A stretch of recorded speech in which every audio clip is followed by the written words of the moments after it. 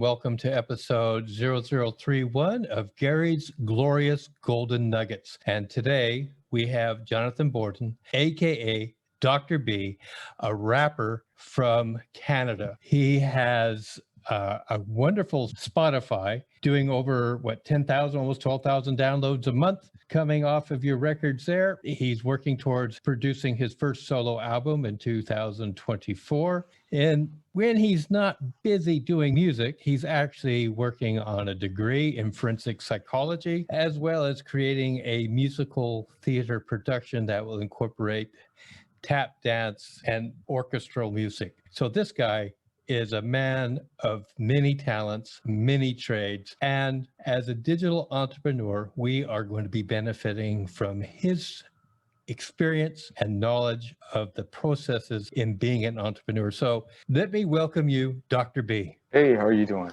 We're great. Let me ask you this. What is the one thing you wish you knew before you began? I wish I understood streaming and the music industry a little bit more as it kind of, transferred online, right? I can't remember the last time I went into the store and bought a CD.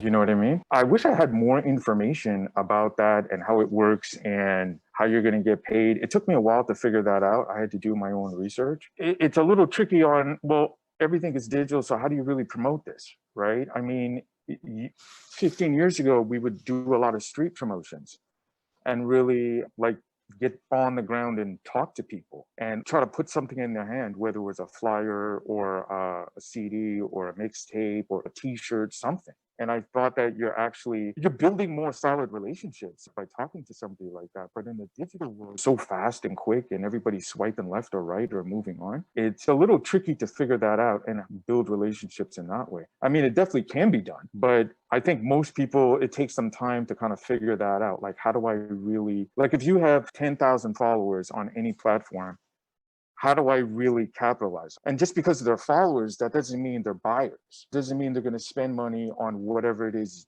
you tell them to spend money on. Maybe they just like your content. So how do you change followers into fans? How do you change fans into super fans? And how do you make a living off all that? Well, but I'm like everybody else. I take one step at a time and I take it pretty seriously. And it's taken me some time to figure things out, but over the last 18 months, I've been able to grow from 70 monthly listeners to, I think now I'm over 10,000 monthly listeners on Spotify. And one of the things I can tell people is when it comes to music, be consistent. Don't just put out a song today and then, never release anything for 6 months or 10 months or 12 months. People aren't taking that seriously. People want to see that you're a real musician and they can listen to anybody. Why should they invest their time into you, right? If you're just going to put out a song, people want to feel connected to you. And then in order to do that, you have to be consistent. So I'm not saying you have to put out a song every week, but whatever it is for you to be consistent, maybe it's once a month, maybe it's every 2 weeks, whatever that is, I would highly advise you just to be consistent and try to build that program from there. I think that's a lot of golden nuggets right there, because really consistency is the key to growing anything, whether you're online or offline. If people know that you're going to always have something on Tuesday or every other Tuesday or whatever else you're going to do, they will expect some strength and some growth, and they will begin to follow, because we like consistency. We like some form of reg sometimes, and that's just human nature. So I think that's a really good segue now for us to go into what would you consider the biggest learning experience you've had as an online entrepreneur. Some people would say it's a failure or whatever, but what did you learn from that moment where the outcome wasn't exactly you wanted, and how did you benefit from it? I guess the best thing that I've learned is to work my own program and don't worry about anybody else's. I mostly make electronic music. I make hip hop too and dancehall, but my number one genre is electronic music. When you're working with electronic music, a lot of times the producer is relying on a vocalist. So you need to find a vocalist. It's usually like pop type of vocals, but those big type of vocals like Zedd, Marshmello, anything like that. But you usually need a male or female vocalist.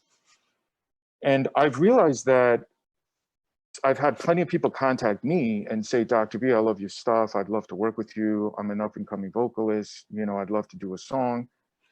And then you never hear from them again, or you send them the music and the stems and they don't record. I remember one time I was speaking to this female vocalist out in Italy, and for 10 months, she's bugging me to work with me. I finally say, okay, I have a song that I think she would be great for. So I sent it to her. And then I come to find out she doesn't even have a microphone. Can you believe that? She's harassing me for almost a year and she doesn't even have a mic. So what I learned from that, first of all, I got frustrated, okay, because I'm a professional. You may not like my music, but one thing no one will ever say, it's not professional, or it wasn't done well, or it wasn't mixed well. So if you don't want to work with me, that's fine. I don't take anything personally. It's just music. But if you are going to work with me, you have to be professional. If I email you, I expect you to email me back in a reasonable time frame. You don't have to do it right away, but a couple of days, you know, 3-4 days, I think is reasonable. Just like if you sent it to me, I think you would expect the same thing in the response, right? I should be respectful as well.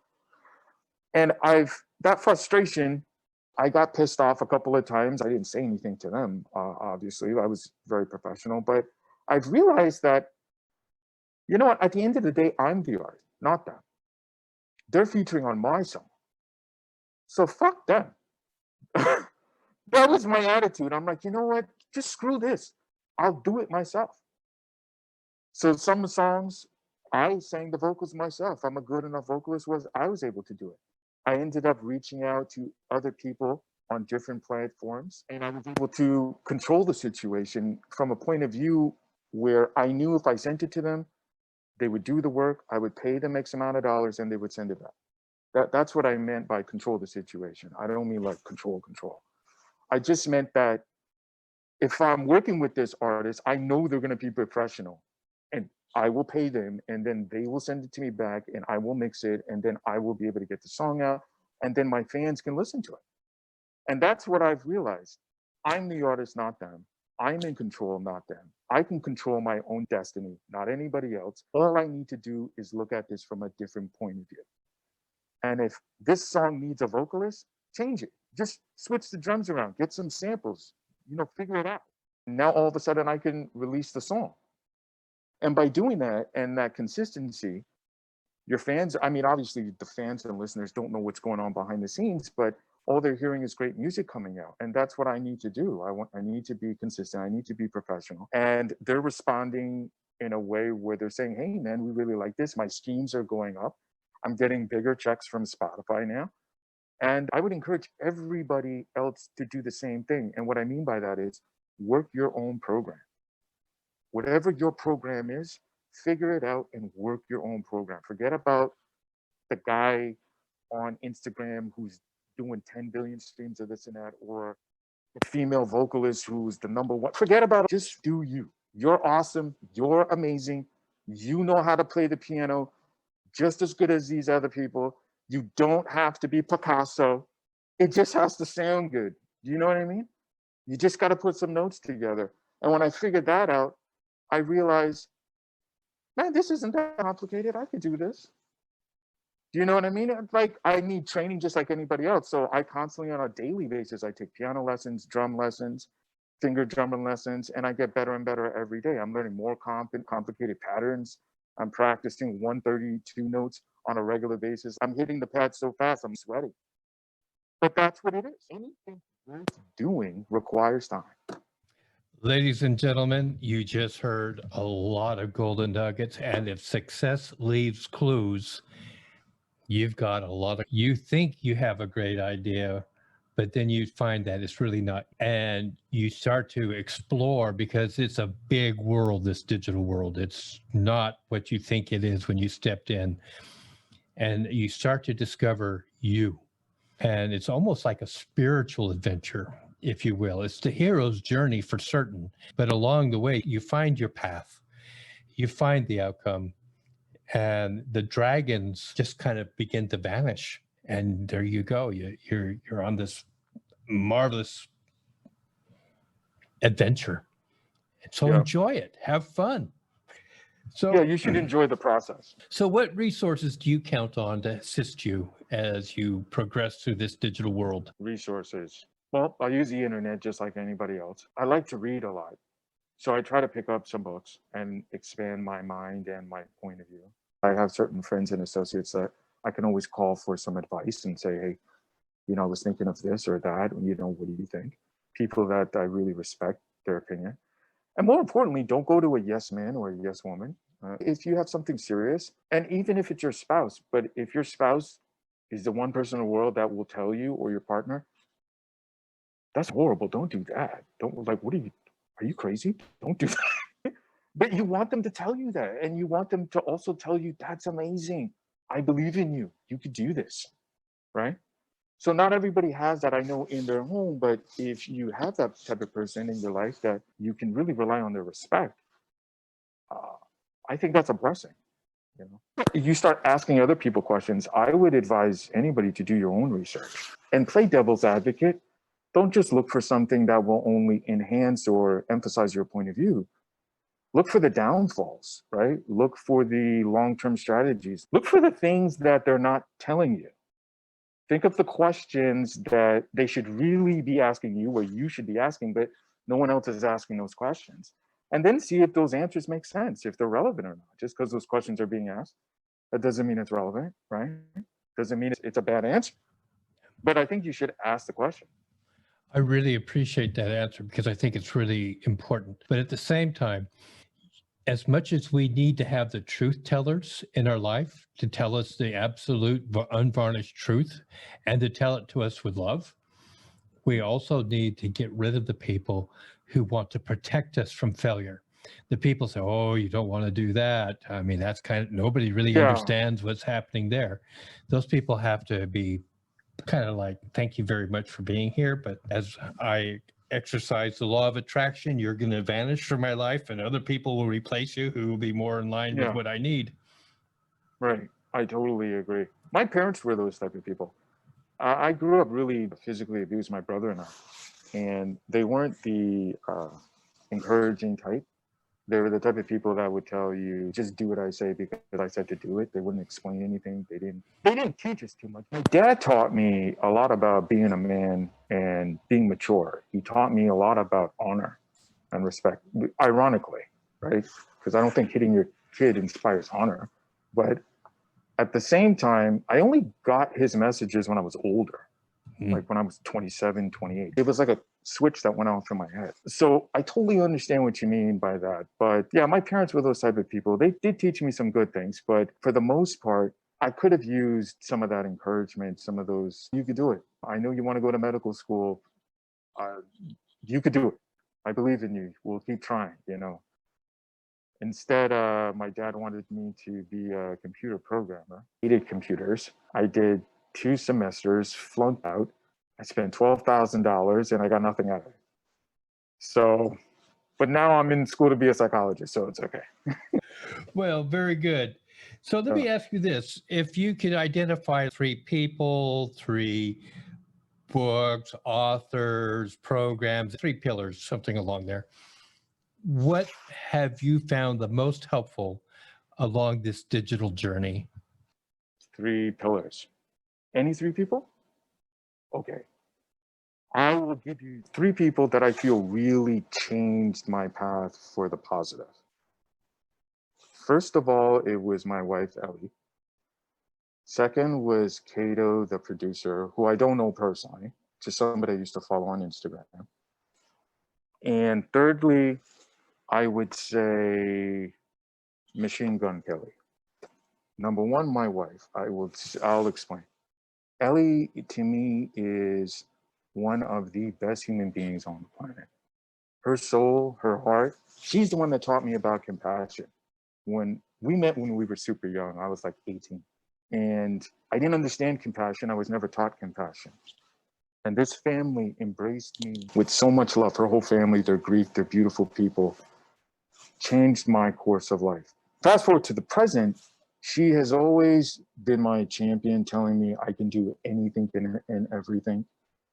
She hates electronic music with a passion. Oh my God. Gary, I am driving her bitch cakes. I got this music going in my studio. She hates it. She hates it. When I tell you hates it. But she encourages me every day. She takes the money though, that's cool. So, but the point is, whenever I run into a snag or a problem, especially like when I'm learning about the business side and things like that, marketing, promotion, she's always there to provide me with advice. A lot of stuff she knows. She used to be in the music business a long time ago. I think what I get the most from her, it's always you could do it, you could do it. And I feel like that's my battery, that really keeps me going. Kato, the producer, changed me in a more positive way. When I used to be on Instagram a lot, and at the time I was following about 4,000 people. Now I'm only following, I think, 20, 22. And I have a little over 16,000 followers. But he said something one day in a video that really changed my outlook. I will never forget this. And he said, all you guys on Instagram following other people, looking at what they're doing, trying to copy them, you're not monopolizing on the one thing you should be doing when you're on social media. Talking to your fans. Worried about Marshmello and Diplo and Jay-Z and all these other people when you have followers. Even if you only have 500 followers, but if they know you're a musician and they're following you because of that, you better believe they're probably the best, tightest, biggest 500 fans you could possibly have. Why don't you talk to them? Why aren't you figuring out ways to monopolize on that and transfer the followers into streams? It's not going to happen overnight, but you got to figure out that path. So I sat there and I went, this guy's freaking right. I unfollowed him immediately, ironically, followed everybody. I said, I'm wasting too much time on these platforms looking at videos. It's a distraction. I'm in school anyway, so this is, these are all distractions. And I said, he's right. I should just be hopping on to engage with my base, say what I need to say, and get out. Get back to my study and making music. I should be putting more time into mastering my craft. I was spending like 2-3 hours a day on social media. Imagine if I was spending an extra 2-3 hours a day practicing the piano.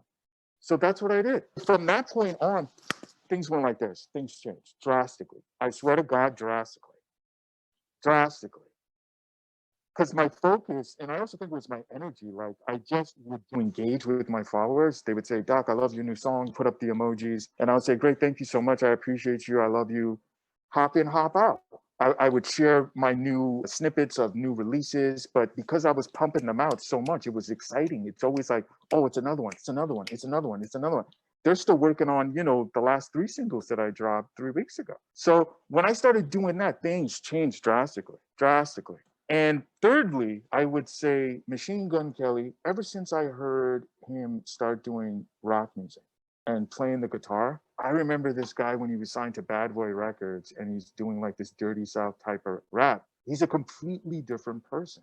I just found myself in my studio just looking at my instrument and thinking, looking at music in such a different way. Like, we're all human beings and we all can change, we all can evolve. Now, that doesn't mean you have to. That doesn't mean you automatically have to pick up a different instrument. But the fact that I was amazed by how good he is at a completely different genre of music. And it inspired me to look at music in a different way, to play the instruments in a different way, to experiment with different cultures, sounds. I started really messing around with Indian sounds, right? I got into this phase for like 6 weeks of just working on like these Indian samples and tracks. Anyways, I came up with 3 or 4 songs, and one song is called Samira, the other one's called Samira Part 2. And the concept is these 2 individuals, think of this like they're in India, they go to meet each other. They're from 2 completely different worlds. They're not allowed to be together because of language, culture, religion, you name it, they're not allowed to be together. But they sneak out of the house. The girl gets into a cab and they agree to meet at this undisclosed location. It's outside. It's like this, this like village. If I was doing the video, this is what it would be. And the ground is all like mud and dirt and each other, and they embrace, and the music starts and they're hugging and they're dancing. And in the song, you hear thunder, like it's about to rain. And in the actual song, I put that. I put the thunder, and then halfway through the song, it's raining, and you hear the rain in the song. I was hoping people would close their eyes and really visualize this. And then halfway through the song, the man, he starts singing to the woman in his own dialect, his language. And I'm picturing them dancing together and just so madly in love. And they can't be together. By the end of the song, she's got to go home. She jumps in a cab and she takes off, and part two starts. And when she gets home, her parents find out you're with this guy. And we've all been there. We've had a relationship where our parents said, "Are you crazy? Are you out of your mind?" And I've been on the receiving on one of those, by the way. Like, I was actually the boy. She shouldn't have brought up. It's really about the daughter freaks out and she goes upstairs in her room and she totally destroys her room. She picks everything up, smashing the mirrors, glass. She just goes crazy. And if I was doing the video, that's what it would be. It would just be her singing in her own language, just smashing and just letting this all out. And I would depict her with all different cultures, different races, different people, because we all can relate to that. We all can feel that love, that loss where we couldn't be with somebody, and we have that prevention, whether it's family, religion, distance, that frustration all relate to the fact that I wanted to tell this story in this specific language with those sounds. I thought it was a beautiful experience. I have a lot of artists that inspire me to thank for that. I didn't go on too long about that. You really did a good job there. You're so fascinating. Dr. Thank B, you. you're absolutely fascinating. And you know, I'm not really into the rap genre. I'm not really into this electronic music. I'm nearly 70 years of age. It wasn't my time, but I like it. I like what you're doing. And I really like your mental processes. I like how you explain things that make a lot of sense in our digital world. How would somebody who wants to get in touch with you do that? And I'll put this information in the show notes, folks. Sure. Instagram, it's my profile name is I am Dr.B with an underscore in between. So I'll spell it out. It's I_AM as in mirror, DR or the period in boy. I'm also on Twitter. It's all one word. You can also reach me at Jonathan Bordan, JONATHAN the number 643 @gmail.com. Awesome. Well, I'll have all that in the show notes for you folks. Now, Dr. B, Yes, Jonathan Bordan, I give everybody 2 minutes uninterrupted to say whatever's on their heart about any subject. Your 2 minutes starts now. I could tell you guys a little bit about my musical theater show that I'm working on. I used to be, I won't take too much time. I used to be a graphic novel writer. I wrote a best-selling graphic novel. I'm very proud of that. And the concept is about a holy war between God and the devil. I've always wanted to do animation, and I was working on motion comics at the time. I stopped doing that because that's how I kind of fell back in love into music, because I was writing the soundtrack and the scoring of the motion comics. And I was having too much fun with the music, so I decided to focus on the music. But I just put it on pause for a little bit, and I've always wanted to go back to it. And after COVID hit, I started thinking about like a lot of different things that I wanted to do. And in terms of, I'm practicing different routines for performances that I'm getting ready to do. And then I realized I really don't want to do any of those. Really what I want to do is like a musical theater show, right? And so the concept is really my character, Dr. B, leaves Earth because he's no longer inspired by humanity. So he leaves Earth and travels the universe to be inspired. And he's got this high-tech scientific spaceship, and inside the spaceship there's a full-blown studio, but it's all in holograms. So he travels the universe and has all these different experiences. Eventually he figures out the holy war between God and the devil with this encounter he has with this being on this different planet. When he comes back to Earth, the dark angel, his name is Solas, captures him and he brings him to his lair. The dark angel, the reason why he's so important in this story is because he's the one character in the whole story that is neutral, that doesn't take part in the war. He actually has the power of God and the devil in him. So in this world that he creates, this is where all the angels and the demons go to take a break from the war. So think of it, if you're Jesus and you're sitting there with a sword like this, and he's got his with blood, what would that world really look like? Imagine they need entertainment too, right?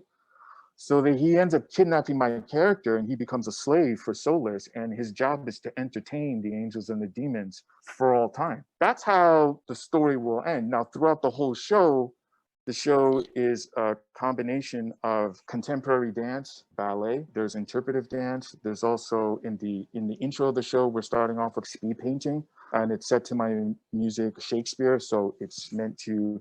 The song is about being an artist and affecting the world through your art. So what I'd like to do is on every show, have this speed painter do this for about maybe 2 minutes. And then after the show, we give it to somebody in the audience, which I think would be really cool to give that away every episode. But yeah, there's a whole lot more to it, but that's a really quick overview. So that's what I'm working on right now. I already wrote the main story. So now I'm working about, I have to do all these new graphic images because we have a massive screen. And I've also started writing the music.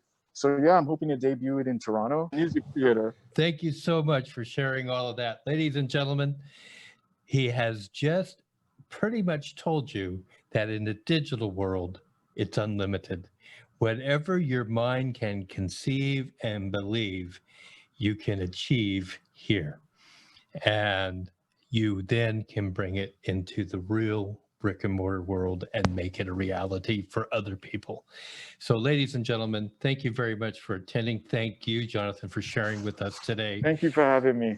If you please subscribe to Gary's Glorious Golden Nuggets, share it with other people. If you have kids, they'll probably love this episode because this is a guy that speaks their language. Thank you. Thank you. Thank you so much. And we will catch you all on the next episode of Gary's Glorious Golden Nuggets.